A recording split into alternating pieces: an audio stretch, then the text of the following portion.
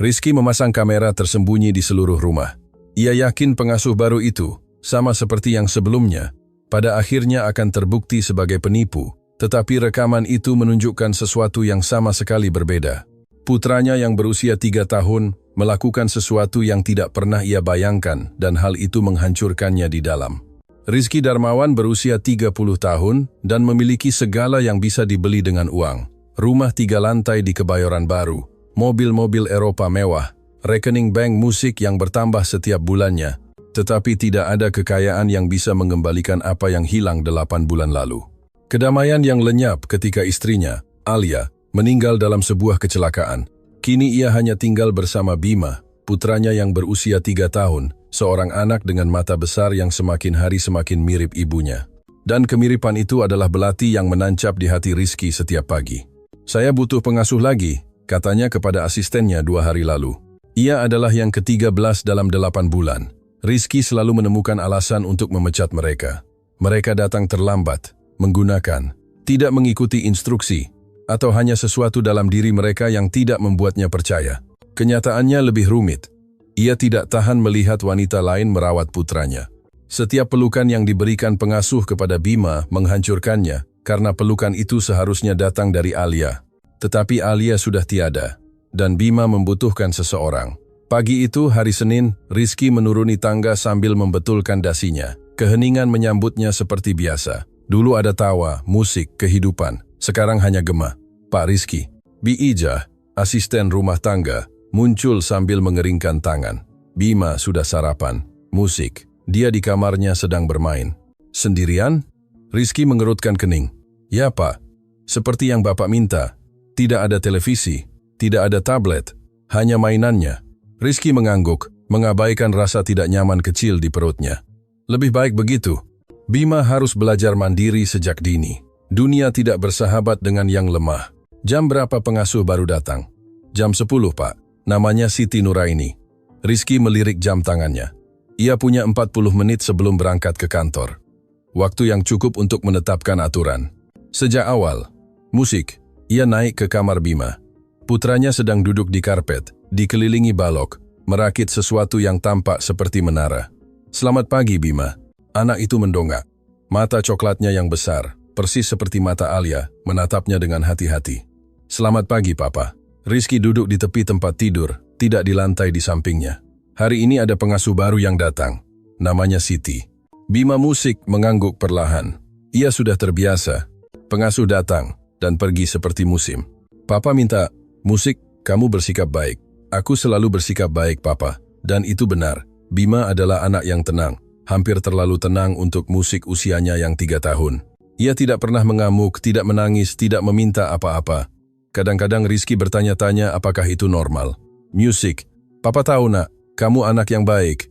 Bima tersenyum sedikit, senyum kecil yang hampir segera menghilang.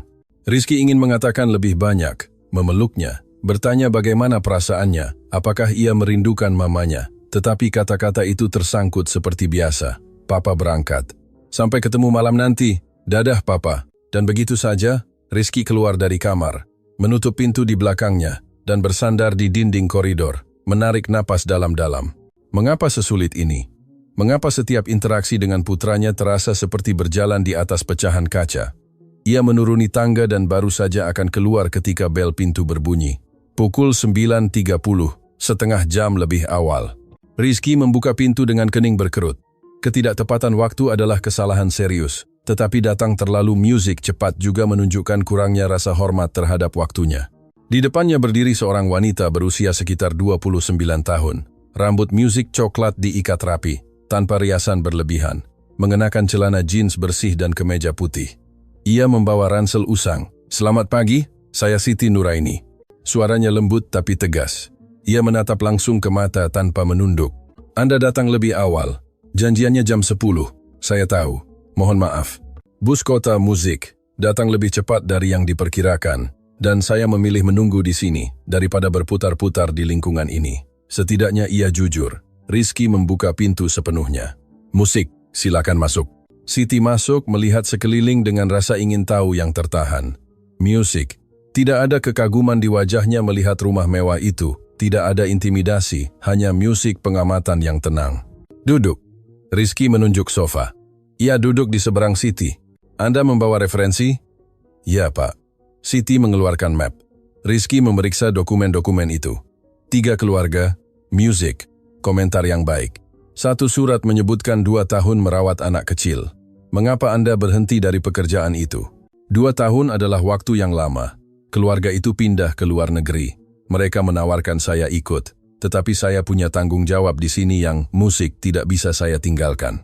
Tanggung jawab macam apa? Ada jeda singkat. Siti tetap tenang. Musik. Tetapi sesuatu melintas di matanya. Mungkin rasa sakit atau kekhawatiran. Saya merawat ibu saya, beliau sakit. Rizky mengangguk. Kanker multiple sklerosis? Saya turut prihatin. Terima kasih. Keheningan menyelimuti mereka sejenak. Rizky melanjutkan. Putra saya, Bima, berusia 3 musik tahun. Ia kehilangan ibunya 8 bulan lalu. Dia anak yang tenang. Musik terlalu tenang. Saya mengerti. Aturannya sederhana. Rizky mengeluarkan selembar kertas yang sudah dicetak. Jadwal yang ketat. Tidak ada camilan manis di antara waktu makan. Maksimal 1 jam televisi edukatif. Tidak ada tablet. Aktivitas terstruktur musik dan yang terpenting, profesionalisme. Anda bukan temannya. Anda adalah tanggung jawabnya. Siti mengambil kertas itu dan membacanya dengan saksama. Ekspresinya tidak berubah, tetapi Rizky melihat jari-jarinya sedikit menegang di sekitar kertas itu. Ada masalah? Tanyanya. Tidak, Pak, tapi saya punya 1 pertanyaan. Silakan, bolehkah saya memeluknya? Pertanyaan itu membuat Rizky terkejut. Apa? Bima, jika ia membutuhkan, jika musik ia jatuh atau takut, bolehkah saya memeluknya? Saya tidak melihatnya di daftar. Rizky merasakan sesuatu menegang di dadanya. Mengapa pertanyaan itu sangat mengganggunya? Saya kira boleh, jika perlu. Musik, dan jika tidak perlu, tetapi ia memintanya. Mengapa ia akan meminta jika tidak perlu? Siti menatapnya langsung. Karena kadang-kadang anak-anak membutuhkan kasih sayang tanpa alasan, hanya karena mereka anak-anak. Ada sesuatu dalam cara ia mengatakannya. Itu bukan tantangan, tapi juga bukan permohonan. Itu hanyalah kebenaran yang diucapkan musik dengan tenang. Lakukan apa yang Anda anggap pantas, jawab Rizky, dengan nada yang lebih dingin dari yang ia maksudkan. Tapi ingat, Anda di sini untuk merawatnya, bukan untuk menggantikan ibunya. Saya di sini bukan untuk menggantikan siapapun, Pak Rizky. Saya di sini untuk merawat anak yang kehilangan ibunya. Ada perbedaannya. Rizky mengatupkan rahangnya. Wanita ini sangat terus terang. Mungkin terlalu terus terang. Tetapi ada sesuatu dalam kejujurannya yang menyegarkan atau menjengkelkan. Ia tidak yakin. Gaji sesuai yang kita diskusikan di telepon. Dibayar tunai setiap hari Jumat. Jadwal Senin sampai Jumat, jam 8 pagi sampai jam 6 sore. Akhir pekan libur. Sempurna. 1 hal lagi. Rizky berdiri. Saya punya 12 pengasuh sebelum Anda. Semuanya berjanji akan mengikuti aturan. Tidak ada yang bertahan lebih dari sebulan. Bukan salah saya, tetapi karena mereka tidak melakukan pekerjaan mereka dengan benar. Siti juga berdiri, membalas tatapannya. Dengan segala hormat Pak Rizky, saya tidak tahu keadaan pengasuh sebelumnya, tetapi yang saya tahu adalah setiap anak berhak dirawat dengan martabat dan kasih sayang, bukan hanya dengan aturan. Jika itu masalah bagi Anda, mungkin saya bukan orang yang tepat untuk pekerjaan ini. Keheningan yang terjadi setelah itu terasa berat. Rizky tidak terbiasa diajak bicara seperti itu, terutama oleh karyawan yang membutuhkan pekerjaan itu. Seharusnya ia memecatnya sekarang juga, sebelum ia mulai. Tetapi ada sesuatu yang menghentikannya. Mungkin itu adalah keyakinan di matanya. Mungkin itu adalah kelelahan mencari pengasuh nomor 14, atau mungkin di sudut hatinya yang terdalam, ia tahu bahwa Siti benar. Anda diterima, mulai sekarang. Untuk pertama kalinya, Siti tersenyum. Itu adalah senyum kecil, tetapi tulus. Terima kasih Pak Rizky. Bi Ijah akan menunjukkan di mana semuanya berada. Saya akan berangkat kerja. Saya kembali jam 7. Dimengerti. Rizky mengambil tas kerjanya dan menuju musik pintu. Tetapi sebelum keluar ia berhenti. Siti. Ya, Bima adalah satu-satunya yang saya miliki. Jika terjadi sesuatu padanya, jika ia menderita, dengan cara apapun di bawah perawatan Anda, tidak akan terjadi apa-apa padanya. Siti menyela dengan tegas. Saya jamin. Rizky mengangguk dan keluar.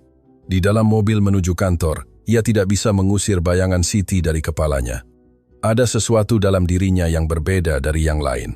Itu bukan keputusasaan untuk mempertahankan pekerjaan, bukan ketakutan atau kepatuhan.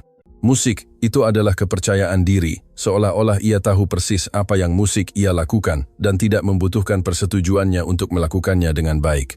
Hal itu membuatnya tidak nyaman karena Rizky Darmawan membutuhkan kendali. Kendali atas perusahaannya, atas rumahnya, atas setiap aspek kehidupannya yang belum direbut oleh takdir. Dan wanita ini, dengan ketenangannya yang tegas dan pertanyaan-pertanyaannya yang lugas, mengancam kendali itu. Ia mengeluarkan ponselnya dan mencari kontak yang tersimpan. Sistem keamanan utama. Ia pernah memikirkan ini sebelumnya, setelah pengasuh nomor 8, tetapi selalu terasa berlebihan, invasi privasi yang tidak perlu. Tetapi sekarang dengan wanita ini di rumahnya, bersama putranya, sesuatu di dadanya mengatakan bahwa ia perlu tahu, perlu melihat, perlu yakin. Music. Ia menekan nomor itu. Selamat pagi, sistem keamanan utama. Ada yang bisa kami bantu? Saya perlu memasang kamera keamanan. Kamera tersembunyi di seluruh rumah saya.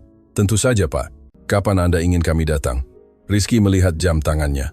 Siti, musik baru saja mulai. Bima bersamanya saat ini juga. Hari ini, sore ini, setelah jam 7 malam. Sempurna. Alamat? Rizky memberikan rinciannya. Mengonfirmasi anggaran yang hampir tidak ia perhatikan karena uang bukanlah masalah, dan menutup telepon. Ia bersandar di kursi mobil, melihat lalu lintas Jakarta bergerak perlahan di depannya. Ia tidak sedang paranoid. Musik itu adalah kehati-hatian yang masuk akal. Ia berhak tahu apa yang terjadi di rumahnya sendiri dengan putranya sendiri, bukan? Tetapi bahkan saat ia mengulangi pembenaran itu pada dirinya sendiri, sebuah suara kecil di kepalanya yang terdengar mencurigakan seperti Alia, berbisik, "Siapa yang sedang kamu coba yakinkan, Rizky? Dirimu sendiri?" Ia mengabaikan suara itu. Seperti ia telah belajar mengabaikan begitu banyak hal dalam 8 bulan terakhir. Di rumah, Siti menaiki tangga mengikuti Bi Ijah. "Kamar anak ada di sini." Bi Ijah menunjuk sebuah pintu dengan tanda bertuliskan Bima yang dihiasi dinosaurus. Dia anak yang manis, pendiam, tidak pernah menimbulkan masalah. Dan itu bagus? Siti bertanya dengan lembut. Musik. Bi Ijah menatapnya dengan terkejut. Ya, tentu saja, itu membuat segalanya lebih mudah. Atau mungkin itu membuatnya lebih mudah untuk tidak melihat ada sesuatu yang salah. Sebelum Bi Ijah bisa menjawab, Siti mengetuk pintu kamar Bima. "Bima, ini Mbak Siti. Boleh saya masuk?" Hening. Kemudian sebuah suara kecil. "Ya." Siti membuka pintu dan masuk. Kamar itu sempurna, terlalu sempurna. Semuanya tertata rapi, bersih, setiap mainan di tempatnya. Dinding-dinding dengan mural profesional dinosaurus dan astronot.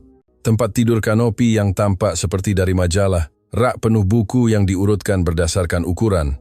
Dan di tengah musik, semua kesempurnaan itu, duduk di karpet, adalah Bima, seorang anak kecil, dengan mata besar dan serius yang menatapnya dengan hati-hati.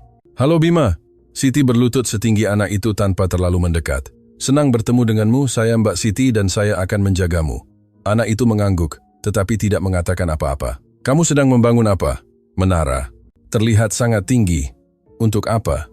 Bima berpikir sejenak, "Agar Mama bisa melihatku dari surga." Musik. Dan pada saat itu, hati Siti hancur dan pulih pada saat yang sama, karena ia mengerti semua yang perlu ia ketahui tentang anak ini dan tentang pria yang mempekerjakannya. Ini tidak akan menjadi pekerjaan yang mudah, tetapi itu akan menjadi pekerjaan yang diperlukan.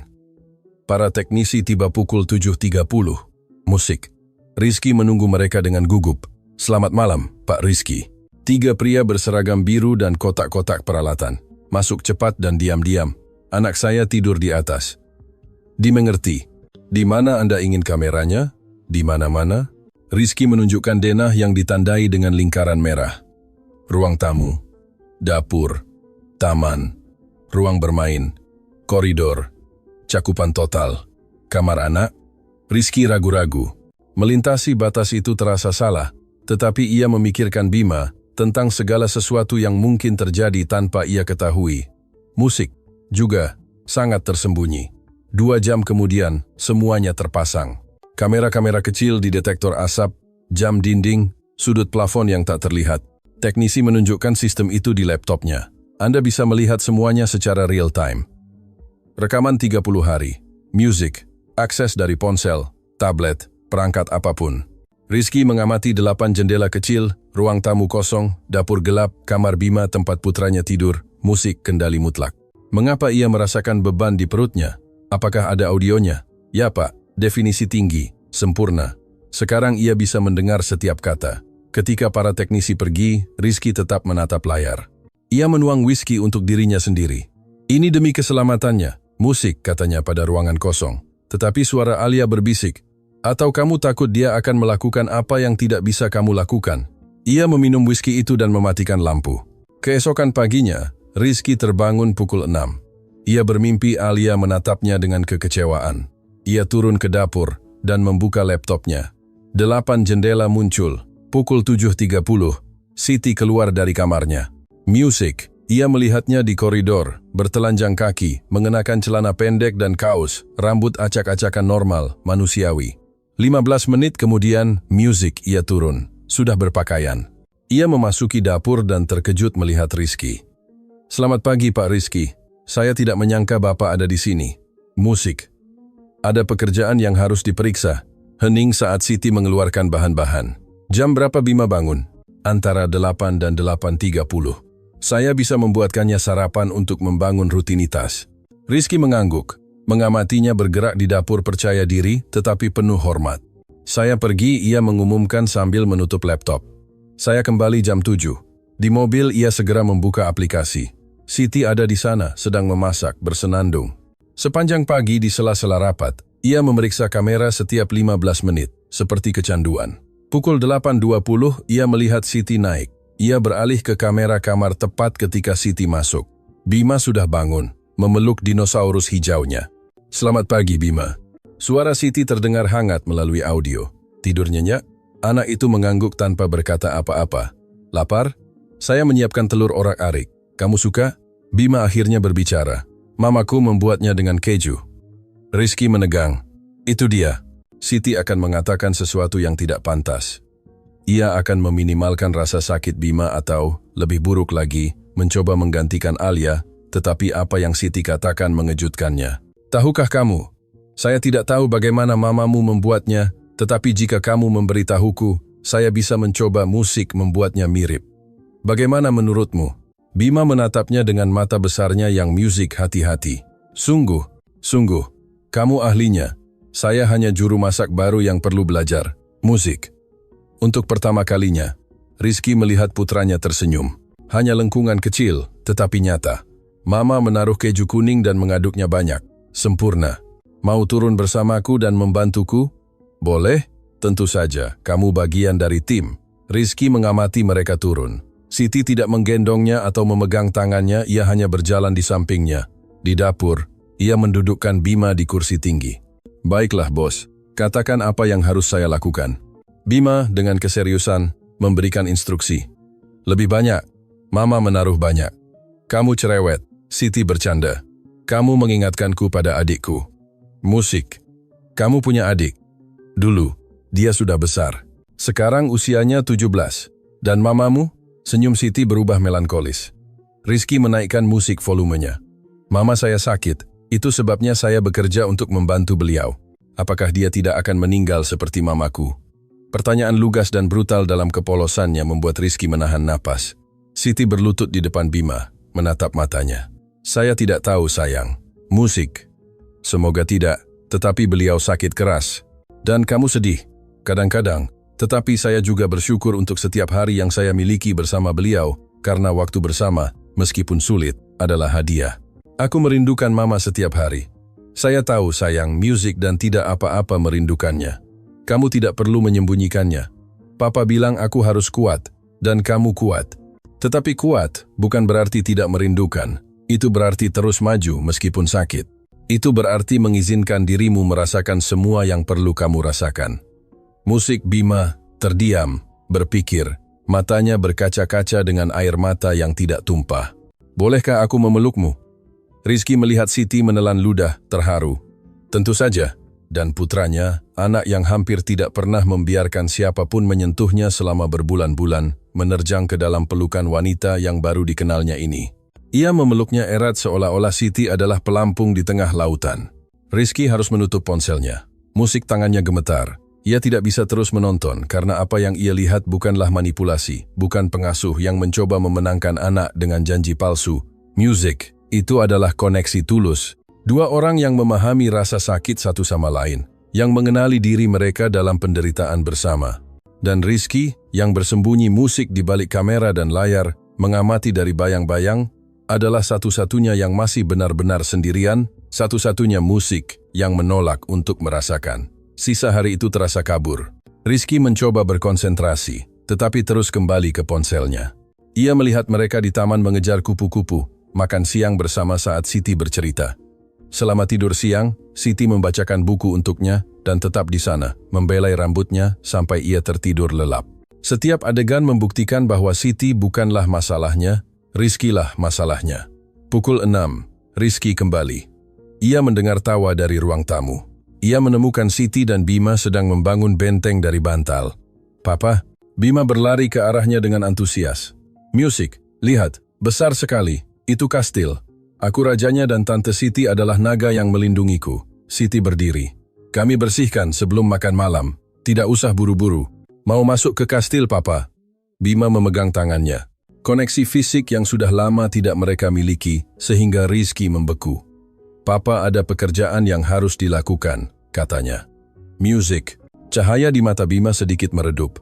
"Oh, baiklah." Dan pada saat itu Rizky melihat kekecewaan. Bukan kemarahan, bukan amukan, hanya kepasrahan tenang dari seorang anak yang terbiasa dengan ketidakhadiran ayahnya. Mungkin nanti, ia mencoba melunakkan. Ya, nanti. Tetapi keduanya tahu bahwa tidak akan ada nanti. Rizky naik ke ruang kerjanya dan menutup musik pintu. Ia membuka laptop, dan 8 jendela muncul. Di bawah, musik, ia melihat Siti berlutut di samping Bima. "Tahukah kamu, papamu bekerja sangat keras untuk memberikan semua yang kamu butuhkan. Itu juga merupakan bentuk cinta. Tapi aku tidak butuh barang. Aku hanya butuh dia." Kata-kata itu seperti pukulan langsung ke hati Rizky. "Saya tahu, sayang, dan saya yakin beliau juga membutuhkanmu." Kadang-kadang orang dewasa tidak tahu bagaimana mengatakannya. "Mbak Siti yakin papa menyayangiku?" "Saya sangat musik yakin akan hal itu." "Bagaimana Mbak Siti tahu?" "Dari cara beliau menatapmu ketika beliau mengira kamu tidak melihat. Seolah-olah kamu adalah hal terpenting di dunia." Rizky merasakan air mata musik menusuk matanya. Itu benar. Siti menyadarinya karena ia memang memperhatikan. Malam itu, musik. Setelah Bima selesai makan malam dan pergi tidur, Rizky turun untuk mengambil air. Ia menemukan Siti sedang mencuci piring. "Bi Ijah, musik bisa melakukan itu besok." "Saya tidak keberatan. Itu menenangkan saya, membantu saya berpikir." Hening saat Siti membilas piring. Air mengalir adalah satu-satunya suara di dapur yang gelap. "Dia menjalani hari yang baik," Rizky berkomentar. Setiap kata terasa dipaksakan. "Bima, saya melihatnya berbeda, lebih ceria." Siti meliriknya, mengeringkan tangannya perlahan. "Dia anak yang luar biasa. Dia hanya perlu izin untuk menjadi anak-anak lagi." "Apa maksudnya?" Siti mengeringkan tangannya sepenuhnya dan berbalik menghadap Rizky. Ada sesuatu yang tegas dalam posturnya. "Musik." "Dengan hormat, Pak Rizky. Bima selama ini berusaha menjadi orang dewasa yang kuat yang Anda butuhkan. Tetapi ia baru berusia 3 tahun. Ia perlu bisa menjadi rentan, bermain, tertawa, menangis jika perlu. Ia perlu tahu bahwa tidak apa-apa untuk tidak baik-baik saja sepanjang waktu. Saya tidak pernah memintanya untuk menjadi kuat. Mungkin tidak dengan kata-kata. Tetapi anak-anak membaca lebih dari apa yang kita katakan. Mereka membaca siapa diri kita." Rizky meremas gelas di tangannya. "Anda tidak tahu apa yang Anda bicarakan." "Anda benar. Saya tidak tahu apa-apa tentang hidup Anda, tentang rasa sakit Anda, tentang bagaimana rasanya kehilangan istri Anda. Tetapi saya tahu tentang anak-anak. Dan saya tahu ketika seseorang memikul beban musik yang bukan tanggung jawabnya." Selesai. Siti menahan tatapannya sejenak lagi, lalu mengangguk. "Selamat malam, Pak Rizky." Ketika Siti menaiki tangga, Rizky berdiri di dapur yang gelap dengan gelas air yang terlupakan di tangannya. Kata-kata Siti bergema di kepalanya, tidak nyaman, benar. Ia naik ke ruang kerjanya dan membuka kamera lagi. Itu sudah menjadi obsesi. Ia perlu melihat, ia perlu tahu. Ia perlu apa tepatnya? Di layar kamar Bima, ia melihat Siti masuk. Putranya berbaring, tetapi terjaga. "Aku tidak bisa tidur." Ia mendengar suara kecil itu. "Mau saya temani sebentar?" "Mau." Siti duduk di kursi di samping tempat tidur. Apa yang kamu pikirkan? Musik, hening. Kemudian, Mbak Siti pikir Mama bisa melihatku dari surga? Saya yakin. Sangat yakin. Dan Mbak Siti pikir Mama bangga padaku? Mengapa tidak bangga? Kamu pemberani, baik hati, pintar, musik. Karena kadang-kadang aku melakukan hal-hal buruk. Seperti apa? Bima merendahkan suaranya seolah-olah mengakui rahasia yang mengerikan. Seperti musik, berharap orang lain bisa menjadi mamaku. Karena aku sangat merindukan punya mama. Itu membuatku menjadi anak nakal. Rizky merasa udara keluar dari paru-parunya. Dunia berhenti. Putranya telah memikul rasa bersalah ini, beban yang mustahil ini, musik, dan ia tidak tahu. Bima, lihat saya. Siti berlutut di samping tempat tidur, memegang tangan-tangan musik kecilnya. Merindukan punya mama bukanlah hal buruk. Tidak pernah. Dan tidak apa-apa jika kadang-kadang kamu berharap seseorang mengisi ruang kosong itu di hatimu. Mamamu akan memahaminya sepenuhnya. Beliau ingin kamu bahagia. Ingin kamu punya orang-orang yang menyayangimu dan merawatmu. Sungguh? Sungguh. Cinta sejati tidak punya rasa cemburu, hanya menginginkan yang terbaik untuk orang lain. Kalau begitu, tidak nakal kalau aku menyukaimu. Siti menyeka air mata dengan cepat. Sama sekali tidak. Saya merasa terhormat. Mbak Siti akan tinggal? Saya tidak tahu apa yang akan terjadi di masa depan. Tetapi selama saya di sini, saya janji akan merawatmu sebaik mungkin. Musik janji sungguh-sungguh? Janji sungguh-sungguh. Bima menutup matanya dengan tenang. Akhirnya Siti tetap di sana, menyanyikan lagu lembut sampai anak itu tertidur. Rizky menutup laptop, bersandar di kursinya, dan menatap langit-langit. Kamera telah menunjukkan persis apa yang perlu ia lihat, tetapi bukan yang ia harapkan. Ia tidak menemukan kelalaian, manipulasi, atau bahaya. Musik. Ia menemukan cinta sederhana, jujur, tanpa pamrih, dan ia menemukan kebenaran yang selama 8 bulan ini ia hindari. Putranya sedang pulih, tetapi ia tidak, karena sementara Bima belajar untuk membuka diri lagi, untuk percaya, untuk merasakan, Rizky masih terkunci di balik musik tembok yang ia bangun sendiri. Dan kamera, pikirnya dengan getir, hanyalah satu tembok lagi. 3 minggu berlalu sejak pemasangan kamera. 3 minggu di mana Rizky menjadi hantu hadir secara fisik, absen dalam hal yang penting. Ia pulang lebih awal, mengurung diri di ruang kerjanya, memeriksa rekaman. Siang hari di kantor, ia memantau kamera terus-menerus. Ia kembali larut malam ketika Bima tidur dan menonton semuanya lagi. Kamu baik-baik saja, Rizky? Tanya rekan kerjanya Dimas. Sempurna, tetapi ia tidak baik-baik saja. Ia kecanduan layar yang menunjukkan kehidupan yang tidak ia jalani. Dan setiap hari layar itu menunjukkan hal yang sama. Siti tulus, sabar, penuh kasih. Semua yang Rizky tidak tahu bagaimana menjadi. Suatu pagi, memeriksa rekaman, ia melihat sesuatu yang membuatnya terdiam. Itu adalah sore sebelumnya. Siti dan Bima sedang menggambar dengan kapur di taman. Putranya menggambar sosok-sosok Lidi. Musik, seorang pria tinggi, seorang wanita, seorang anak kecil. Siapa mereka? Tanya Siti. Keluargaku dulu. Rizky mencondongkan tubuh ke layar, menaikkan volume. Mamamu, papamu, dan kamu? Siti mengamati gambar itu. Ya, tapi sekarang tidak. Sekarang, seperti apa? Bima mengambil kapur lain, menggambar anak itu sendirian di satu sudut, pria tinggi di sudut lain, dan di antara mereka ruang kosong yang besar.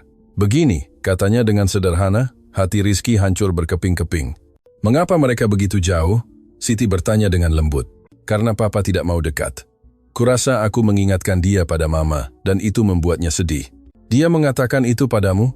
Tidak, tapi aku tahu karena ketika dia menatapku, matanya menjadi sedih dan kemudian dia pergi.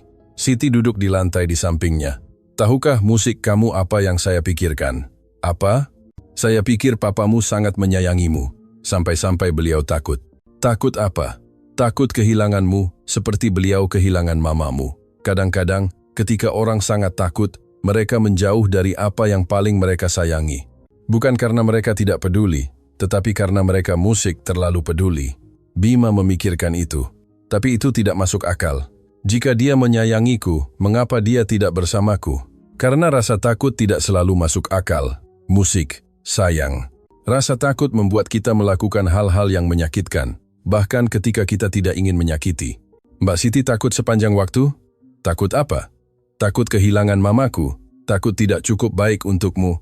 Music, takut gagal. Tapi Mbak Siti tidak gagal, Mbak Siti yang terbaik. Siti tersenyum dengan mata berkaca-kaca. Terima kasih Bima, itu sangat berarti. Mbak Siti, ya.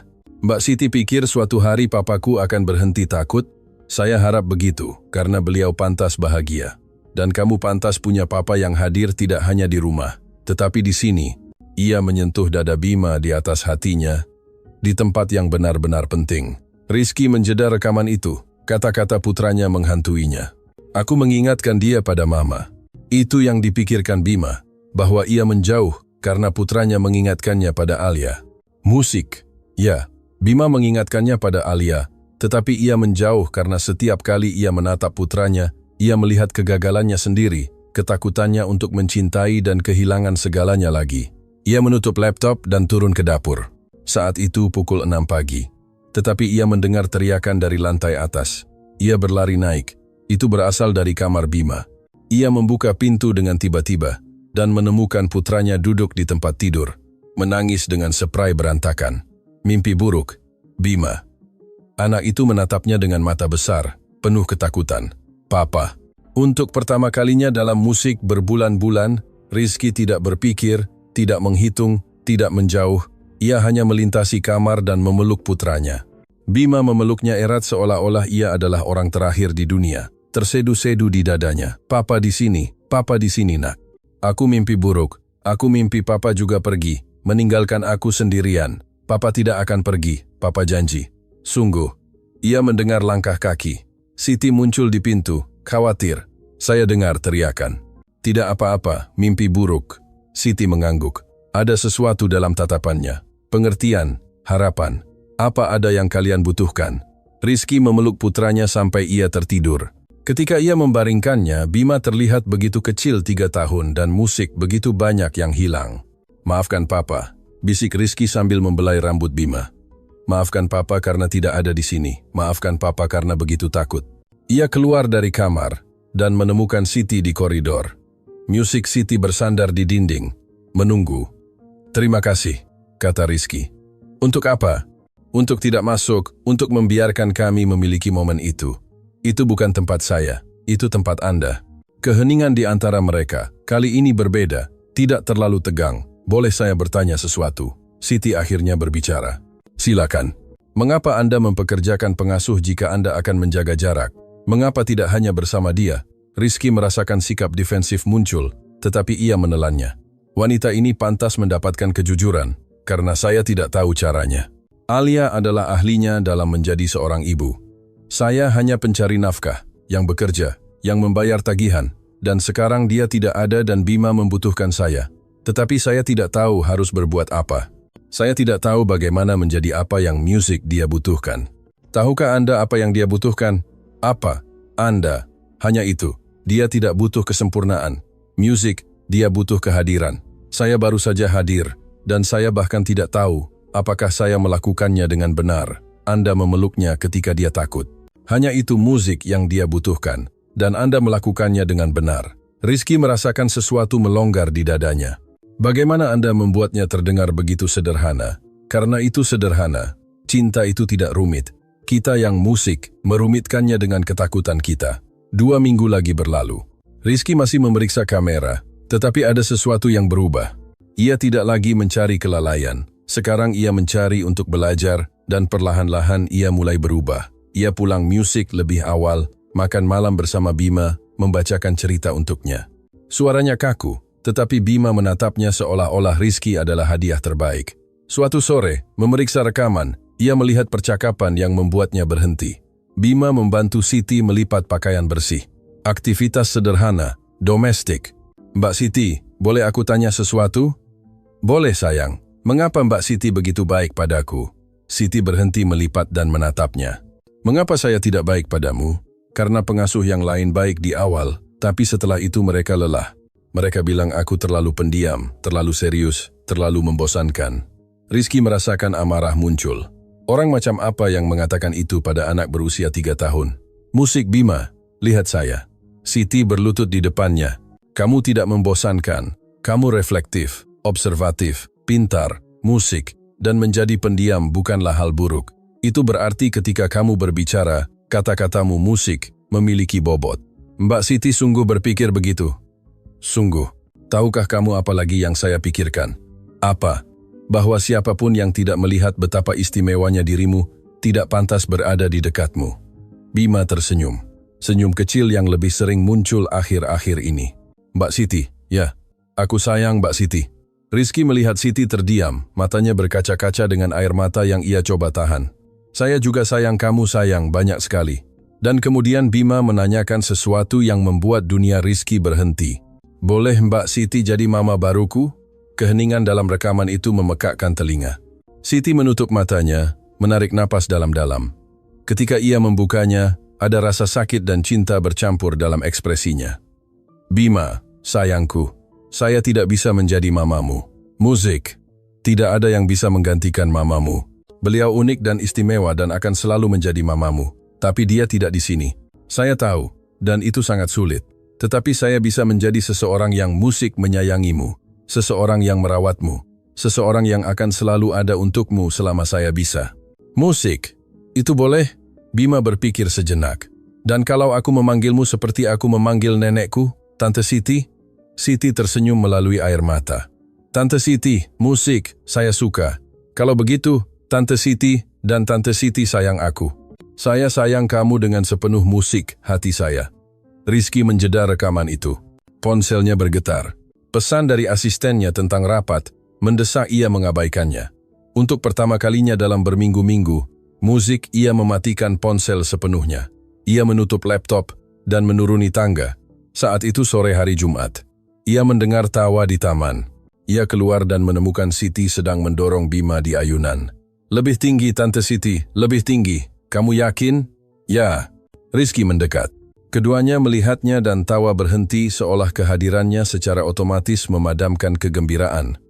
Itu lebih menyakitkan daripada yang ia harapkan. Boleh? Rizky menunjuk ayunan. Bima musik, menatapnya bingung. Boleh apa? Mendorongmu. Wajah putranya berseri-seri. Sungguh, Siti menyingkir, memberinya ruang. Ia memberikan senyum dorongan sebelum mundur musik secara diam-diam ke dalam rumah. Rizky berdiri di belakang ayunan. Tangannya sedikit gemetar, sesuatu yang begitu sederhana, sesuatu yang dilakukan ribuan ayah setiap hari, dan baginya terasa musik seperti mendaki gunung. Ia mendorong dengan lembut. Lebih kuat, musik papa. Ia mendorong lebih kuat, dan mendengar sesuatu yang sudah berbulan-bulan tidak ia dengar. Putranya tertawa, tawa sejati, sepenuhnya, tanpa batas. Lagi. Rizky mendorong musik lebih kuat. Dan saat ia melihat putranya terbang ke depan dan kembali, sesuatu di dalam dirinya mulai pulih. Tidak sepenuhnya, luka-luka itu terlalu dalam untuk itu. Tetapi celah dimulai di baju zirah itu, seberkas cahaya masuk ke dalam kegelapan. Setelah 15 menit, Bima turun dari ayunan dan berlari ke arahnya. Papa, kita bisa melakukan ini lebih sering. Papa juga sangat ingin. Sungguh? Bima memeluknya erat, percaya. Seolah-olah ia akhirnya percaya bahwa ayahnya tidak akan menghilang. Malam itu, setelah menidurkan Bima, Rizky berdiri mengawasinya tidur. Putranya tampak damai. Ia merasakan kehadiran. Dia anak yang baik. Ya, dia baik. Terima kasih kepada Anda. Tidak, terima kasih kepadanya. Anak-anak hanya butuh ruang untuk pulih. Rizky musik berbalik. Saya harus mengakui sesuatu. Saya memasang kamera di seluruh rumah. Saya telah mengawasi Anda sejak hari pertama. Ia menunggu ledakan, kemarahan, tetapi Siti hanya mengangguk. Saya tahu, Anda tahu, saya menemukannya hari kedua. Detektor asap di dapur memiliki lampu yang sangat kecil yang berkedip. Saya mencari dan menemukan yang lain. Rizky terdiam. Dan Anda tidak mengatakan apa-apa? Tidak, karena saya mengerti bahwa ini bukan tentang saya. Ini tentang Anda yang mencoba mempertahankan kendali atas sesuatu ketika segala sesuatu yang lain terasa di luar kendali. Anda seharusnya marah, mungkin, musik. Tetapi saya juga tahu apa itu ketakutan dan saya mengenali seseorang yang sedang tenggelam di dalamnya. Mengapa Anda tetap tinggal? Tahu bahwa saya mengawasi, karena Bima membutuhkan saya. Dan sejujurnya saya pikir Anda juga. Rizky merasakan air mata menusuk. Musik ia belum menangis sejak pemakaman. Ia telah berjanji pada dirinya sendiri untuk tidak melakukannya lagi. Tetapi sekarang, berdiri di koridor gelap bersama wanita ini, yang telah melihatnya di saat terburuknya dan tidak menghakiminya. Musik air mata mulai jatuh. Saya tidak tahu bagaimana memperbaiki ini. Saya tidak tahu bagaimana menjadi ayah tanpa Alia. Anda tidak perlu memperbaikinya sekaligus. Musik Anda hanya perlu hadir satu hari pada satu waktu, satu saat pada satu waktu. Dan jika itu tidak cukup, itu akan cukup karena itu nyata, dan hanya itu yang Bima butuhkan. Pengakuan tentang kamera musik mengubah sesuatu antara Rizky dan Siti. Itu bukan kepercayaan, itu adalah pemahaman bersama. Pengakuan bahwa keduanya berjuang dalam pertempuran mereka sendiri musik, sambil mencoba memberikan Bima apa yang ia butuhkan. Pada Sabtu pagi, Rizky membuat keputusan yang membuatnya takut dan membebaskannya pada saat yang sama. Ia menelepon perusahaan keamanan. Saya perlu Anda melepas semua kamera. Semua, Pak Rizky? Anda yakin? Sangat yakin. Apakah ada masalah dengan sistemnya? Tidak. Masalahnya adalah saya. Keheningan dari sisi lain telepon. Dimengerti. Kami akan mengirim tim sore ini. Ketika ia menutup telepon, ia merasakan beban ponsel di tangannya. Perangkat yang telah menjadi jendelanya ke kehidupan yang ia tolak untuk jalani secara nyata. Ia membuka aplikasi kamera untuk terakhir kalinya. 8 jendela menunjukkan rumahnya yang kosong. Ruang tamu yang sunyi, dapur yang rapi, taman di bawah sinar matahari pagi, kamar Bima dengan tempat tidur yang dirapikan dengan sempurna oleh Bi Ijah. Dan musik, ia menyadari. Kamera hanya menunjukkan ruang kosong. Mereka tidak menunjukkan cinta, tidak menunjukkan koneksi, hanya ketidakhadiran. Ia menutup aplikasi, menghapusnya dari ponsel, dan bernapas. Para teknisi tiba pukul 3 sore. Rizky mengawasi setiap kamera yang dilepas detektor asap palsu di dapur. Jam dinding di musik ruang tamu, lensa kecil yang tersembunyi di sudut-sudut. Ketika mereka selesai, rumah terasa berbeda, lebih ringan, seolah-olah ia telah menahan napas selama berminggu-minggu dan akhirnya bisa menghembuskannya. Siti mengamati dari tangga. Ia tidak mengatakan apa-apa, tetapi matanya mengatakan segalanya. Malam itu Rizky melakukan sesuatu yang belum ia lakukan dalam 8 bulan. Ia memutuskan untuk tinggal di rumah sepanjang akhir pekan tanpa pekerjaan, tanpa alasan. Dan Siti, tentu saja, meskipun secara teknis itu adalah hari liburnya, musik ia tetap tinggal. Jika kalian membutuhkan sesuatu, katanya. Tetapi keduanya tahu bahwa ia tetap tinggal karena keluarga yang hancur ini membutuhkannya, dan mungkin ia juga membutuhkan mereka. Pada Minggu pagi, Bima menuruni tangga dengan dinosaurus mainannya di bawah lengan. Papa, tidak kerja. Tidak hari ini, juara. Hari ini Papa bersamamu. Mata Bima bersinar dengan harapan, musik yang hati-hati, seolah ia tidak berani sepenuhnya percaya. Sungguh, mau melakukan apa? Bima berpikir dengan sangat serius, seolah ini adalah pertanyaan paling musik penting di dunia. Akhirnya ia berkata, bolehkah kita pergi ke taman yang ada bebeknya? Rizky merasakan pukulan di dada. Taman itu, yang biasa ia kunjungi bersama Alia dan Bima setiap hari Minggu sebelum kecelakaan, yang telah ia hindari dengan setia selama 8 bulan karena setiap bangku, setiap pohon, setiap jalan penuh dengan kenangan. Tentu, mari kita pergi ke taman. Mereka bertiga pergi. Rizky mengemudi, Siti di kursi penumpang, Bima di belakang di kursi keselamatannya, bersenandung lagu buatan sendiri. Ketika mereka tiba, Rizky terdiam di mobil sejenak. Tangan disetir, bernapas. Anda baik-baik saja? Siti bertanya dengan lembut. Ini tempat kami, tempatku dan Alia. Kami datang ke sini saat masih pacaran dan kemudian musik bersama Bima. Mau kita pergi ke tempat lain? Rizky melihat melalui kaca spion. Bima sudah membuka sabuk pengamannya, bersemangat, melihat ke arah danau tempat bebek berenang. Tidak, ini waktunya kembali. Mereka turun dari mobil. Bima segera berlari menuju danau. Musik berhenti tepat di tepinya, seperti yang diajarkan Alia kepadanya. Musik, jangan pernah melewati garis batu tanpa orang dewasa. Rizky dan Siti berjalan di belakangnya. Lihat Papa, ada anak bebek, dan Rizky tahu. Seekor induk bebek diikuti oleh 5 anak bebek kecil, musik, berenang dalam barisan sempurna. Mereka cantik. Rizky berlutut di samping putranya. Bisa kita beri makan? Aku tidak bawa roti. Wajah Bima sedikit sedih. Mama selalu bawa roti. Dulu Rizky akan cepat-cepat mengalihkan pembicaraan, tetapi sekarang ia menarik napas dalam-dalam dan berkata, kamu benar. Mamamu tidak pernah lupa roti untuk bebek. Dia lebih teratur daripada Papa. Kamu merindukannya? Setiap hari. Kalau begitu, mengapa kita tidak membicarakannya? Musik. Pertanyaan lugas dan jujur itu memecah sesuatu di dalam Rizky. Karena itu terlalu menyakitkan musik, dan saya pikir jika saya tidak membicarakannya, itu akan kurang menyakitkan, tetapi saya salah. Bisakah kita membicarakannya sekarang? Ya, kita bisa membicarakannya kapanpun kamu mau. Bima menatap bebek-bebek itu sejenak. Kemudian ia bertanya, Papa ingat, musik, waktu Mama jatuh ke danau? Rizky tertawa. Tawa sejati yang mengejutkan dirinya sendiri. Bagaimana mungkin Papa lupa? Dia mencoba meraih bolamu, dan terpeleset sepenuhnya, dan keluar basah kuyup dan tertawa.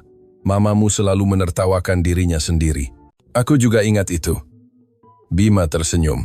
Meskipun aku masih sangat kecil. Kamu baru 2 tahun, tetapi mamamu menceritakan kisah itu sepanjang waktu. Mereka menghabiskan 1 jam berikutnya berjalan di taman. Rizky menceritakan kisah-kisah tentang Alia. Beberapa Bima ingat samar-samar, yang lain baru baginya.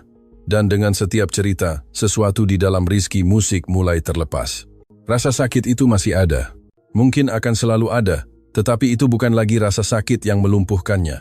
Itu adalah rasa sakit yang mengalir, yang bernapas, yang ada bersama kenangan indah tanpa melahapnya. Siti berjalan beberapa langkah di belakang, musik memberi mereka ruang, tetapi selalu hadir. Rizky menatapnya pada suatu saat dan Siti tersenyum padanya. Senyum kecil yang mengatakan, Anda melakukannya dengan baik. Ketika mereka kembali ke rumah, Bima kelelahan, tetapi bahagia. Ia tertidur di mobil sambil memeluk dinosaurusnya. Hari yang baik, Siti berkomentar saat Rizky menggendong Bima untuk membawanya ke kamarnya. Rasanya seperti bernapas setelah berada di bawah air. Itu deskripsi yang bagus. Setelah menidurkan Bima, Rizky turun dan menemukan Siti di dapur sedang membuat kopi. Bisa saya minta 1 cangkir? Mereka duduk di meja dapur. Keheningan di antara mereka tidak lagi canggung. Itu adalah kebersamaan yang tenang. Saya harus mengajukan 1 pertanyaan kepada Anda. Rizky akhirnya memecah keheningan. Silakan. Mengapa Anda melakukannya? Mengapa Anda tetap tinggal? Ini bukan hanya pekerjaan. Anda bisa mendapatkan pekerjaan lain, yang bosnya tidak memata-matai, atau mempertanyakan Anda terus-menerus. Siti menyeruput kopinya perlahan sebelum menjawab. Anda ingin jawaban sederhana atau yang sebenarnya?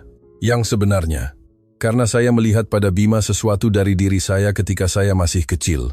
Perasaan kehilangan itu, perasaan tidak cocok di dunia, tanpa orang yang membuat Anda merasa aman, ia berhenti sejenak. Ayah saya meninggal musik ketika saya berusia 4 tahun. Dan ibu saya harus bekerja 3 pekerjaan untuk menghidupi kami.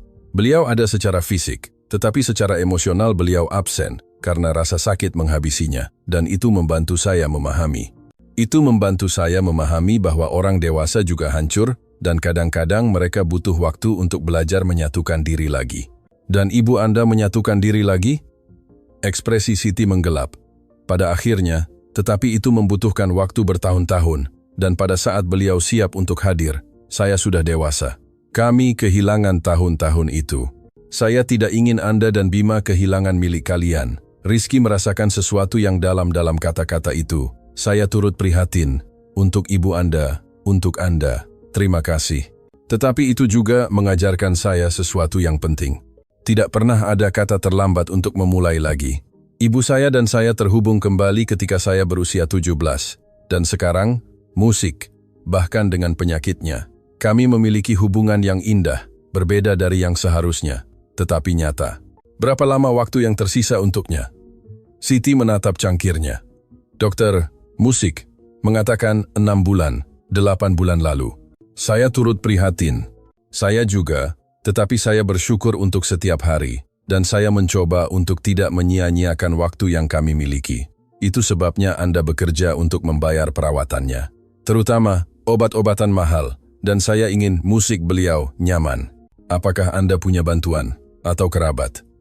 Adik saya melakukan apa yang dia bisa, tetapi dia berusia 17. Dia masih sekolah. Saya tidak ingin dia memikul beban ini. Rizky memikirkan rekening banknya sendiri, uang yang ia miliki, tetapi tidak pernah mengisi kekosongan di dadanya. Jika Anda membutuhkan sesuatu, bantuan keuangan untuk ibu Anda hanya perlu memintanya. Siti mendongak, terkejut. Saya tidak bisa menerima itu. Mengapa tidak? Karena saya tidak datang ke sini mencari amal. Ini bukan amal, Ini rasa terima kasih atas apa yang telah Anda lakukan untuk Bima, untuk saya. Pak Rizky, tolong. Saya pikir setelah semua ini Anda bisa memanggil saya Rizky. Senyum kecil. Rizky, saya menghargai tawaran itu. Sungguh, musik. Tetapi saya lebih suka mendapatkan sesuatu. Anda sudah melakukannya. Percayalah. Musik malam itu Rizky tidak bisa tidur. Ia naik ke ruang kerjanya dan alih-alih membuka laptop untuk memeriksa kamera yang sudah tidak musik ada, ia mengeluarkan sebuah kotak dari lemari. Kotak Alia ia belum membukanya sejak pemakaman. Musik. Di dalamnya ada foto, surat, benda-benda kecil yang disimpan Alia, tiket bioskop dari kencan pertama mereka, serbet dari restoran tempat ia melamar, hasil tes kehamilan positif ketika mereka tahu Bima akan datang. Rizky mengeluarkan setiap musik, benda dengan hati-hati, seolah-olah itu adalah pecahan kaca yang bisa pecah jika disentuh terlalu keras. Ada surat tersegel dengan namanya, tertulis dalam tulisan tangan Alia. Darahnya membeku. Ia tidak ingat surat ini. Ia membukanya dengan tangan gemetar. Cintaku, surat itu dimulai. Jika kamu membaca ini, berarti sesuatu telah terjadi padaku. Music. Dan aku tahu, kamu hancur. Aku mengenalmu. Aku tahu insting pertamamu adalah menutup diri, melindungi diri sendiri, membangun tembok yang begitu tinggi sehingga tidak ada yang bisa menyakitimu lagi. Tetapi tolong, jangan lakukan itu. Bima membutuhkanmu. Dia membutuhkan pria yang aku kenal. Pria yang tertawa ketika dia membakar panekuk. Pria yang menangis di film, meskipun dia berpura-pura tidak. Pria yang mencintai begitu dalam sehingga dia takut. Jangan biarkan rasa takut, musik, merebut putra kita darimu. Jangan biarkan itu merebut hidupmu darimu. Dan Rizky, jika suatu saat kamu bertemu orang lain, seseorang yang membuatmu tersenyum atau membuat Bima tersenyum, jangan merasa bersalah. Aku ingin kalian berdua bahagia. Itu satu-satunya permintaanku. Hiduplah, tolong, hiduplah dengan sungguh-sungguh. Aku mencintaimu. Aku akan selalu mencintaimu. Alia. Air mata jatuh di atas kertas, menghapus beberapa kata. Tetapi Rizky sudah membacanya, sudah menyerapnya. Alia tahu, ia selalu tahu persis siapa Rizky dan mencintainya terlepas dari itu. Dan dalam surat terakhirnya, ia tidak memintanya untuk mengingatnya dengan rasa sakit, ia memintanya untuk hidup. Ia menangis selama berjam-jam, menangis untuk Alia, untuk Bima, untuk semua waktu yang hilang, untuk rasa takut yang telah menguasai hidupnya. Ketika ia akhirnya tenang, ia merasakan sesuatu yang berbeda, lebih ringan, seolah-olah ia telah membawa ransel penuh batu, dan akhirnya seseorang memberinya izin untuk melepaskannya. Ia menuruni tangga. Saat itu hampir musik pukul 4 pagi. Ia pergi ke kamar Bima dan masuk dalam diam. Putranya tidur nyenyak, dikelilingi dinosaurus mainan dan spray yang berantakan. Musik. Rizky duduk di kursi di samping tempat tidur, kursi yang sama tempat Siti duduk berkali-kali. Papa janji sesuatu, bisiknya dalam kegelapan. Papa akan ada di sini, sungguh, tidak hanya di rumah tetapi di sini bersamamu. Papa akan belajar menjadi musik, ayah, yang pantas kamu dapatkan, dan Papa akan membiarkan cinta lebih besar daripada rasa takut. Bima bergerak dalam tidurnya, menggumamkan sesuatu yang tidak jelas. Musik. Rizky mengulurkan tangan dan membelai rambutnya dengan lembut. Mamamu sangat mencintaimu dan Papa juga mencintaimu. Selalu begitu. Hanya saja Papa tersesat, tapi tidak lagi. Keesokan paginya, Rizky terbangun di kursi di samping tempat tidur Bima. Musik. Matahari masuk melalui jendela. Lehernya sakit karena posisi yang tidak nyaman. Tetapi Bima sudah bangun, menatapnya dengan mata besar, dan terkejut. Papa, tidur di sini? Ya. Kenapa? Karena Papa ingin dekat denganmu. Bima tersenyum. Senyum penuh, tanpa batas, yang sudah berbulan-bulan tidak dilihat Rizky, dan ia menerjang ke pelukannya. Aku sayang Papa. Papa juga sayang kamu, juara. Lebih dari yang bisa diucapkan kata-kata. Mereka turun bersama untuk sarapan. Siti sudah ada di dapur, membuat kopi. Selamat pagi. Siti tersenyum melihat mereka masuk sambil bergandengan tangan. Musik. Selamat pagi. Rizky menjawab. Dan untuk pertama kalinya dalam 8 bulan, ia benar-benar merasakannya. Itu adalah hari yang baik, awal yang baru. Mau sarapan apa? Ia bertanya pada musik Bima. Panekuk, yang Mama buat. Rizky menatap Siti. Siti mengangguk dengan dorongan diam-diam. Kita coba buat bersama, kamu dan Papa. Bagaimana? Ya, itu adalah bencana yang indah. Mereka membakar 3 panekuk pertama, yang keempat masih mentah, musik di tengah, tetapi yang kelima hampir sempurna. Kita berhasil, Papa. Kita berhasil. Dan saat Bima memakan panekuknya yang tidak sempurna, dengan kebahagiaan murni, Rizky menatap Siti di seberang meja. Terima kasih, ia ucapkan dalam hati. Siti mengangguk. Sama-sama. Tetapi keduanya tahu bahwa itu lebih dari itu. Itu adalah pengakuan bahwa kadang-kadang orang membutuhkan cermin yang menunjukkan kepada mereka siapa mereka bisa, bukan hanya siapa mereka. Dan Siti telah menjadi cermin itu. Music. Sekarang giliran Rizky untuk melihat bayangannya dan memilih untuk menjadi pria yang ia inginkan. 6 minggu berlalu sejak Rizky, Music, melepas kamera. 6 minggu belajar menjadi ayah musik tidak mudah. Ada hari-hari di mana semuanya mengalir dan hari-hari di mana rasa takut mencoba menyeretnya kembali ke pola lama. Tetapi setiap kali ia merasakan dorongan untuk menjauh, ia mengingat surat Alia. Jangan biarkan rasa takut merebut putra kita darimu.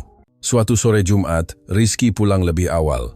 Musik, ia telah membatalkan rapat untuk hadir di pesta ulang tahun Bima keesokan harinya.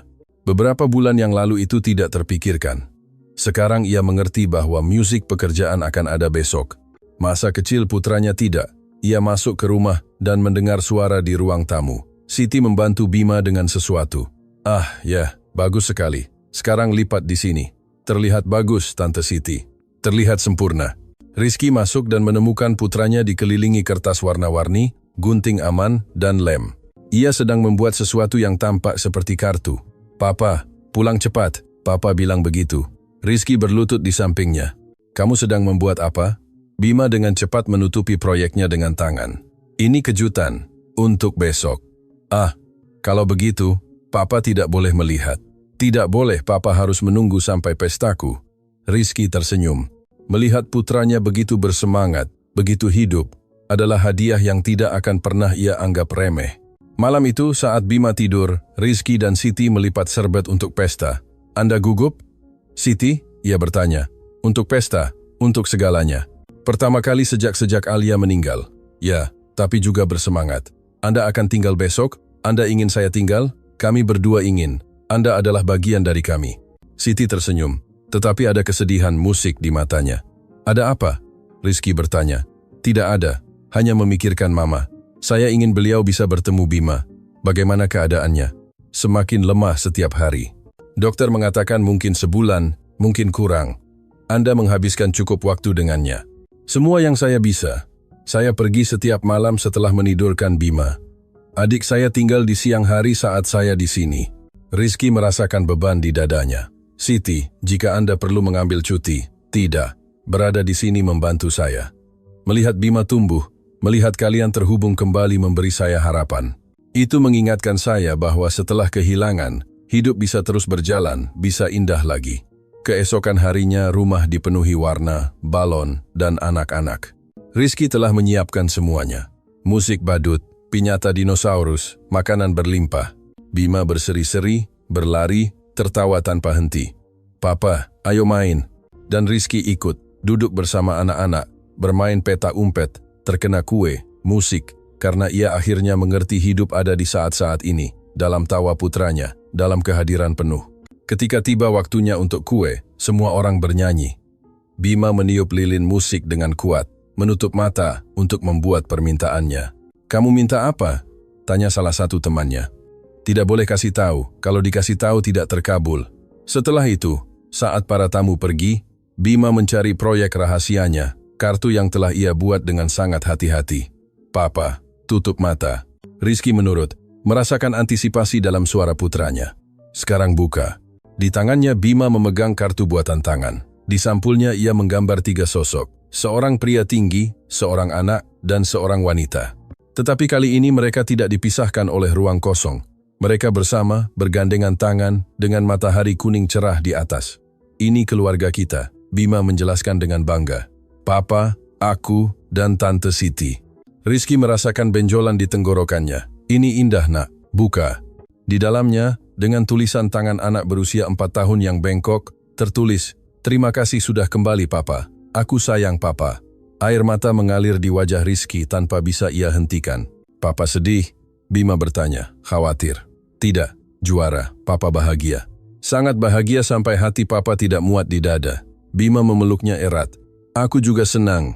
Malam itu, Setelah semua orang pergi dan Bima akhirnya tertidur pulas di tempat tidurnya, lelah tetapi bahagia, Rizky berdiri mengawasinya tidur. Siti muncul di pintu, hari yang sempurna. Terima kasih kepada Anda. Tidak, terima kasih kepada Anda. Anda membuat semua ini mungkin. Tetapi Anda menunjukkan caranya.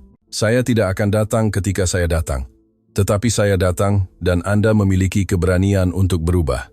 Itu bukan hal kecil, Rizky. Sesuatu di udara berubah. Listrik musik yang halus. Rizky berdiri dan berjalan ke arahnya. Siti, saya perlu mengatakan sesuatu. Selama berminggu-minggu ini Anda telah menjadi bagian dari keluarga kami dan saya mulai merasakan hal-hal yang saya tidak tahu apakah seharusnya saya rasakan. Siti mundur selangkah. Rizky, saya tahu, musik ini rumit. Mungkin segera, tetapi Alia meninggalkan surat yang mengatakan bahwa jika saya bertemu seseorang yang musik membuat saya tersenyum, saya tidak boleh merasa bersalah bahwa dia ingin saya bahagia. Saya tidak tahu harus berkata apa. Anda tidak perlu mengatakan apa-apa. Saya hanya perlu Anda tahu, karena ketika saya bersama Anda, ketika saya melihat bagaimana Anda mencintai putra saya, bagaimana Anda membantu saya menemukan diri saya lagi, saya merasakan sesuatu yang saya pikir tidak akan pernah saya rasakan lagi. Siti meneteskan air mata. Saya juga merasakan musik, sesuatu, tetapi ini rumit. Saya tahu, dan mama saya tahu, dan saya tidak meminta musik jawaban. Saya hanya ingin Anda tahu, bahwa ketika Anda siap, jika Anda pernah siap, saya akan ada di sini. Siti mengangguk, menyeka air matanya. Saya butuh waktu. Semua waktu yang Anda butuhkan. Siti keluar dari ruangan, meninggalkan Rizky dengan hati yang terbuka dan rentan. Tetapi ia tidak menyesal karena Alia benar. Hidup harus dijalani sepenuhnya, musik, dengan semua risiko dan semua kemungkinan rasa sakit yang menyertainya. 2 minggu kemudian, dini hari pada hari Selasa, ponsel Siti berdering. Rizky mendengar langkah kakinya yang tergesa-gesa, suaranya yang pecah berbicara dengan seseorang. Musik ia turun dan menemukannya di ruang tamu dengan telepon di tangan, menangis. Ada apa? Mama saya meninggal 1 jam yang lalu. Adik saya menelepon, tetapi suaranya pecah sepenuhnya. Saya tidak datang tepat waktu untuk mengucapkan selamat tinggal. Rizky memeluknya tanpa berpikir dan Siti ambruk di pelukannya. Saya turut prihatin, saya sangat menyesal. Saya tertidur, saya sangat lelah dan saya tertidur. Dan beliau meninggal sendirian. Saya tidak ada di sana, beliau tidak sendirian. Adik Anda ada di sana. Dan Anda melakukan semua yang Anda bisa. Anda bersamanya setiap malam selama berbulan-bulan, tetapi tidak di akhir. Akhir hanyalah satu momen. Anda memberinya cinta sepanjang hidupnya. Itu yang musik penting. Mereka tetap seperti itu untuk waktu yang lama. Siti menangis. Rizky memeluknya, memberinya jenis kenyamanan yang sama yang telah ia berikan kepada Bima berkali-kali. Hari-hari berikutnya adalah pusaran pemakaman, formalitas, musik, rasa sakit yang nyata. Malam pemakaman, Siti kembali, kelelahan. Bagaimana kabarmu, Rizky? Musik menyajikan teh, mati rasa, sedih, lega karena beliau tidak lagi menderita. Itu normal. Bagaimana Anda musik menanggungnya ketika Alia meninggal? Saya tidak menanggungnya. Saya melarikan diri dan hampir kehilangan musik putra saya. Anda menunjukkan cara lain. Saya tidak tahu apakah saya bisa melakukan itu. Anda tidak perlu tahu sekarang. Anda hanya perlu bernapas 1 saat pada 1 waktu. Keesokan harinya, Siti mengatakan kepadanya bahwa ia membutuhkan waktu, bahwa ia tidak bisa terus bekerja sambil memproses semua ini. Ambillah semua waktu yang Anda butuhkan, jawab Rizky. Pekerjaan Anda akan ada di sini ketika Anda kembali. Dan jika saya tidak kembali? Pertanyaan itu memukulnya seperti pukulan, tetapi ia mengerti. Maka saya akan mengerti. Dan saya akan selalu berterima kasih atas apa yang Anda lakukan untuk kami. 3 minggu berlalu tanpa Siti. Rizky mempekerjakan pengasuh sementara, tetapi itu tidak sama. Bima terus bertanya, kapan Tante Siti kembali? Segera, Papa harap. Kalau begitu kita harus menunggunya, karena kita juga membutuhkannya. Suatu sore, Rizky berada di ruang kerjanya ketika sesuatu mendorongnya untuk memeriksa komputer. Khususnya folder tempat ia menyimpan 1 klip kamera itu, yang telah ia simpan sebelum menghapus semuanya. Percakapan di mana Bima mengakui merasa bersalah atas kematian Alia. Tetapi ketika ia membuka folder itu, ia melihat ada file lain, yang tidak ia ingat pernah menyimpannya. Ia membukanya. Itu dari minggu pertama Siti, kamera kamar Bima. Putranya sendirian, membangun menara dengan balok, dan berbicara dengan seseorang yang tidak ada di sana secara fisik, tetapi yang hidup di hatinya. Mama, musik, hari ini aku bertemu seseorang yang baru. Namanya Siti. Dia baik, tidak seperti Mama. Tidak ada yang seperti Mama, tapi dia baik dengan caranya sendiri. Rizky merasakan jantungnya berhenti. Putranya telah berbicara dengan Alia selama ini. Papa masih sedih, aku juga. Tapi Tante Siti bilang, tidak apa-apa sedih. Aku tidak perlu menyembunyikannya. Air mata seperti hujan, membersihkan, dan setelah itu matahari bersinar. Air mata mulai mengalir di wajah Rizky. Mama, musik tidak apa-apa kalau aku menyukainya. Mama, maafkan aku tidak ingin menggantikan Mama. Aku hanya merasa tidak terlalu sendirian ketika dia ada di sini. Dalam rekaman itu, Bima membangun menaranya yang paling tinggi. Ini untuk Mama, agar Mama bisa melihatku dari surga, agar Mama tahu aku ingat, aku akan selalu ingat Mama. Dan kemudian dengan suara yang sangat kecil sehingga hampir tidak terdengar, tapi tidak apa-apa juga kalau aku terus hidupkan. Karena kadang-kadang aku takut bahagia seolah-olah aku mengkhianati Mama. Rizky menjeda video itu. Ia tidak bisa menonton lebih banyak, tidak melalui air mata yang mengaburkan pandangannya. Putranya, putra kecilnya, telah memikul rasa bersalah yang sama, ketakutan yang sama dengannya. Dan Rizky musik telah begitu tersesat dalam rasa sakitnya sendiri, sehingga ia tidak melihatnya. Sampai Siti datang dan menunjukkan kepada mereka berdua bahwa mereka bisa pulih, bahwa mereka bisa terus mencintai Alia sambil musik, juga mengizinkan diri mereka untuk hidup. Malam itu, Rizky mengambil telepon dan menelepon Siti. Halo, Siti, musik, menjawab dengan suara lelah. Halo, bagaimana kabarmu? Bertahan hidup. Saya perlu menunjukkan sesuatu kepada Anda. Bisakah Anda datang? Rizky, saya tidak tahu apakah saya siap. Tolong, ini penting. 1 jam kemudian, Siti ada di ruang kerjanya. Rizky menunjukkan video itu padanya. Siti menangis saat menontonnya. Ketika selesai, musik ia menyeka air matanya. Anak itu memiliki hati yang begitu murni, sama seperti Anda. Kalian berdua mengajari saya bahwa cinta bukanlah pengkhianatan, bahwa Anda bisa menghormati masa lalu sambil merangkul masa kini. Mengapa Anda menunjukkan ini kepada saya? Karena saya perlu Anda tahu, musik sesuatu. Tidak peduli apakah Anda memutuskan untuk kembali atau tidak. Tidak peduli apakah hubungan kita menjadi sesuatu atau tetap berteman. Yang penting adalah Anda menyelamatkan keluarga saya. Anda menyelamatkan saya. Dan saya ingin Anda musik ketika memikirkan Mama Anda, tahu bahwa hadiah terakhirnya adalah memberi Anda kekuatan untuk menyelamatkan orang lain. Siti musik, terseduh. Beliau pasti senang bertemu Bima.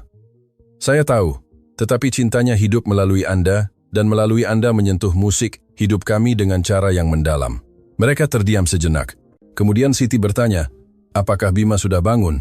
Ya, dia tidak bisa tidur nyenyak sejak Anda pergi. Bolehkah saya melihatnya? Tentu saja. Mereka naik ke kamar Bima. Anak itu berbaring memeluk dinosaurusnya, menatap langit-langit. Bima, Siti memanggil dengan lembut. Anak itu menoleh, matanya bersinar. Tante Siti. Ia menerjang ke pelukannya, dan Siti memeluknya musik erat. Aku merindukan Tante Siti, Bima terisak. Saya juga merindukanmu. Tante Siti akan tinggal? Siti menatap Rizky di atas kepala Bima. Rizky mengangguk. Apapun yang diputuskan Siti, ia akan mendukungnya. Ya, katanya akhirnya, saya akan tinggal. 3 bulan kemudian, musik itu adalah hari Minggu yang tenang. Rizky, Siti dan Bima berada di taman, yang sama tempat ia biasa pergi bersama Alia, tetapi kali ini berbeda. Tidak ada hantu, hanya kenangan hangat yang hidup berdampingan dengan momen baru. Bima berlari di depan mengejar kupu-kupu. Dia bahagia. Siti mengamati. Ya, dia bahagia. Berkat Anda, berkat kita semua.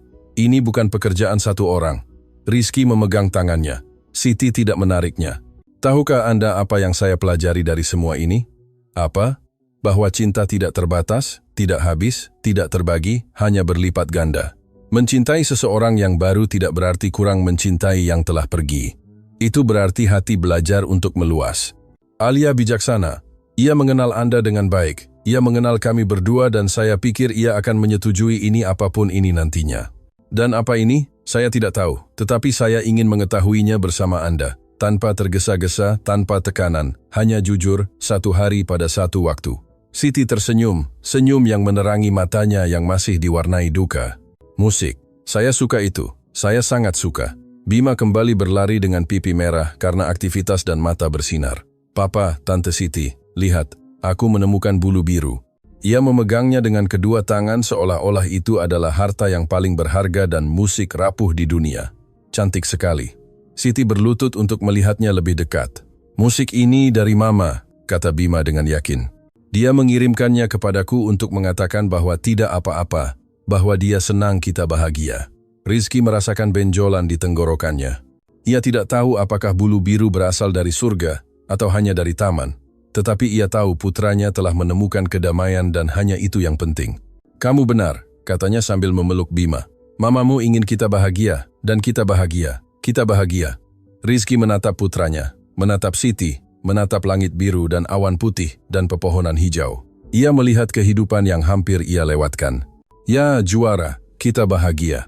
Dan untuk pertama kalinya sejak Alia meninggal, itu benar bukan kebahagiaan yang sempurna, bukan kebahagiaan tanpa rasa sakit atau bekas luka, tetapi kebahagiaan sejati yang dibangun di atas kejujuran, kehadiran, dan keberanian untuk mencintai tanpa jaminan.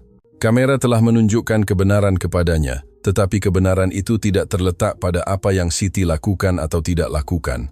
Kebenaran itu terletak pada apa yang ia tolak untuk lihat, bahwa cinta terbesar bukanlah yang melindungi dari rasa sakit, tetapi musik yang memiliki keberanian untuk merasakannya dan tetap maju.